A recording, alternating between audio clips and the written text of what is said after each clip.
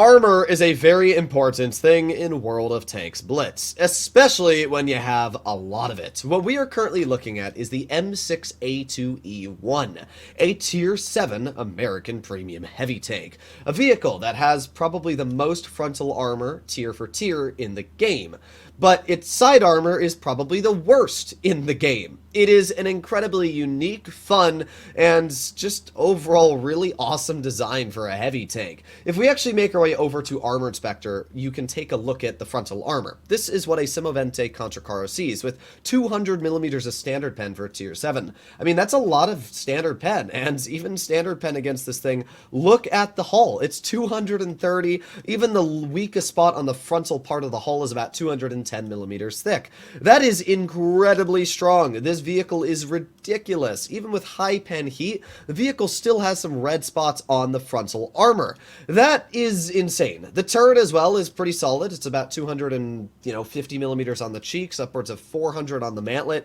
It's a really, really hard tank to penetrate. However, the moment you turn the vehicle to even a couple degrees of the side, the armor falls apart. Look at the side armor on this tank. 50 millimeters. That means HE shells from even this tank can penetrate the side, and this vehicle only has 310 damage per shot. The turret is easy to penetrate with high explosive. The rear of the vehicle is even worse at 45 to 47.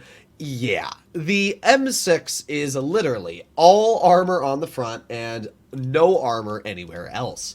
I actually think it's a cool design, especially if you get in a good match up against Tier 6s. Tier 6s, even with premium ammo, are really going to struggle to pen the vehicle.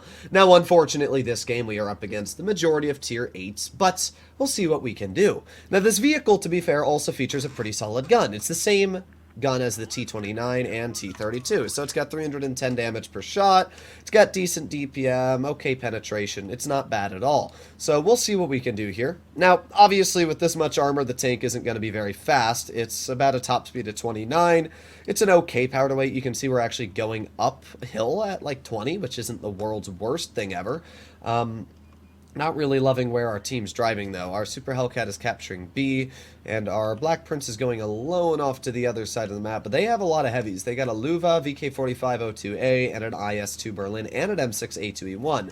So, yeah, I'm expecting the majority of their team to go towards base C. Our team, for some reason, is more going this side, which is not necessarily good. Not really sure what to really say. Alright, well, as of right now, our Super Hellcat's going to get absolutely bombed.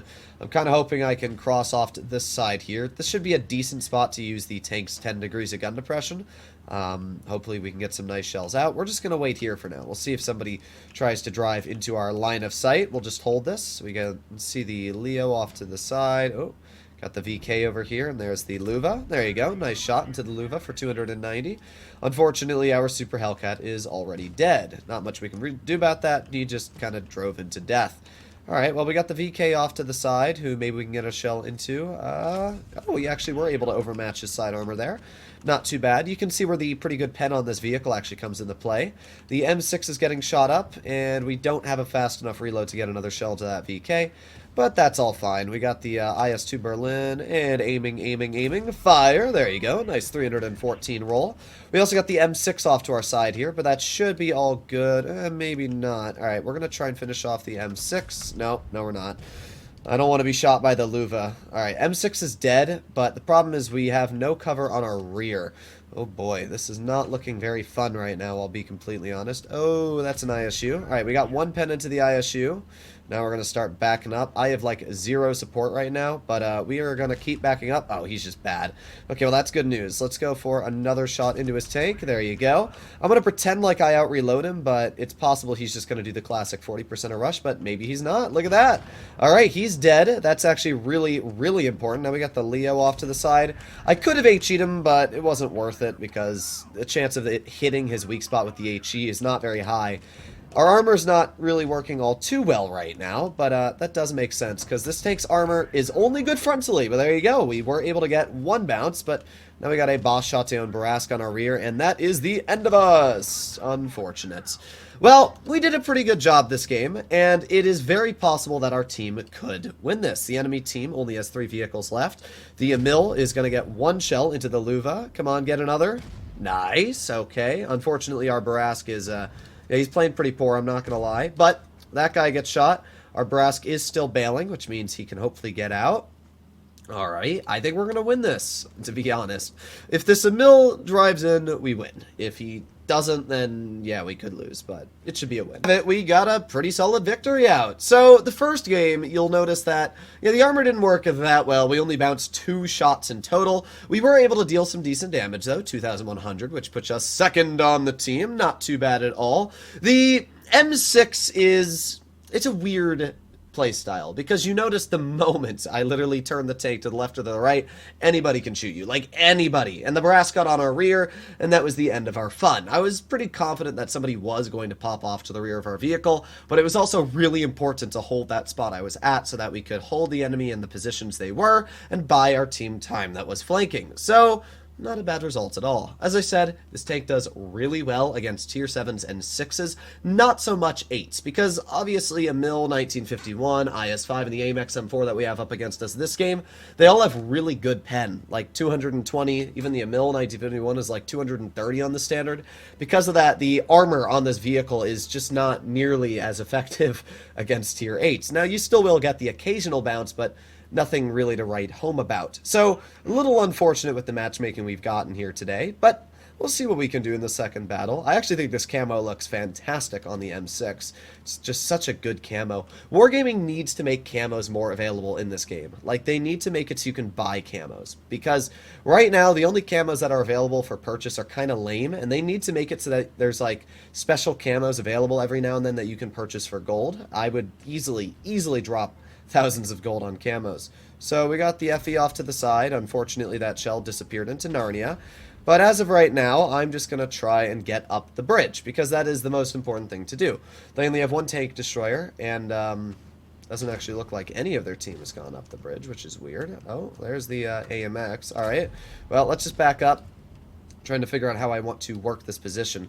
That's the Borsig. Okay, well, now that we know where the Borsig is, I'm a lot more confident in my positioning. We got the T-42 off to the side, and okay, alright, and he pens that. Alright, trying not to rage, but this game's making it hard not to. Alright, let's aim it on the FV, and there you go, nice pen into his vehicle. The SP did bounce us, but to be fair, it is an SP, so that makes quite a bit of sense. Alright, well, let's reload again. Alright, and we have a shell. Let's see, we got the Borsig in the back, we got the FE. There you go, another nice shot. The gun's working pretty well so far. We've been able to deal 580 damage, and you can see a pretty good example of where the M6's alpha is actually pretty good. So let's get another shell into the FE301. There you go. That thing may feature absolutely insane DPM, but what it does not feature is great alpha, so we can easily just roll his tank.